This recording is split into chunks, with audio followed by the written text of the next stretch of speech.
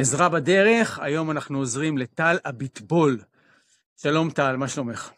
שלום ארי, בסדר, אישך נהרג בלבנון לפני חצי שנה.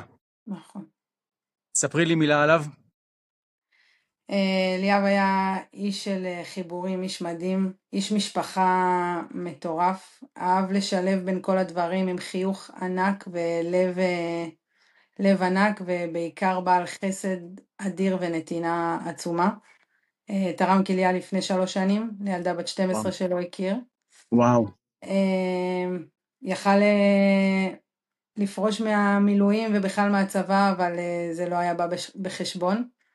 וצריך להגיד שהוא קפץ על רימון, פשוט כפשוטו. הוא קפץ לאש, נכון, לגמרי כפשוטו, כדי להציל את כולם, מתוך מקום.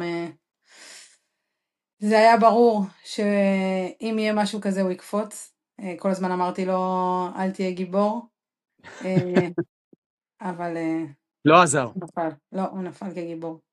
אוקיי, אז עכשיו את רוצה להיות גיבורה וללכת בעקבותיו ולהקים מכינה קדם צבאית, נכון? נכון. על שמו. נכון, על שמו ולאורו, לדרכו. זה וואו. בעצם זה היה רעיון שלו, לפני שהוא נהרג, והוא התחיל אותו עם כמה חבר'ה פה. זה בעצם, אני מרגישה שזאת הצוואה הישירה שלו, ואנחנו רוצים להמשיך אותה, להתחבר פה למקום, לאוכלוסייה המדהימה שבחרנו לגור פה. איפה? במושב איתן, בדרום, על כביש 40, למי שלא מכיר. ובאמת לשלב פה, יש פה אחוזי גיוס לשירות משמעותי מאוד מאוד נמוכים,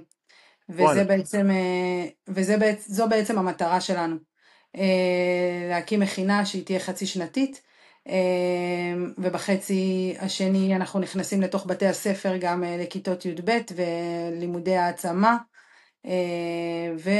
ולהכניס אותם לפה יחד עם שילוב של חקלאות למקום של הקרקע, למושבים פה, לחבר אותם. מעולה. ולעודד לשירות משמעותי ונכון וטוב בתוך הערכים של אליאב, כמובן. מדהים שאחרי מה שקרה לך ולילדייך, את עדיין מעודדת לשירות משמעותי? בהחלט.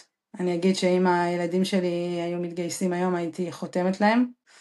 אני מאמינה בצבא, אני לא כועסת על הצבא לרגע, אני מאמינה בצבא, אני מאמינה במילואים. איבדתי את היקר לי מכל, וזו התמודדות, זה לא יומיומית אפילו, זאת שעתית, אבל אני מאמינה בזה, ובטח בנוער שהתחנך לדרכו של אליאב. מה את צריכה? מה אני יכול לעזור? אז אנחנו בעצם יצאנו בקמפיין, בגיוס המונים, כדי להקים את המכינה. כמה צריך?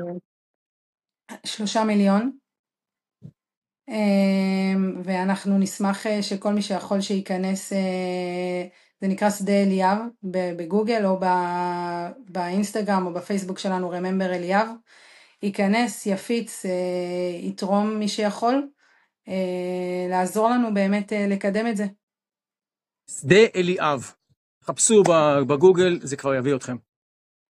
תודה רבה. תודה רבה טל, ההצלחה גדולה שתהיה לכם. תודה רבה. תודה רבה רבה. להתראות. עזרה בדרך.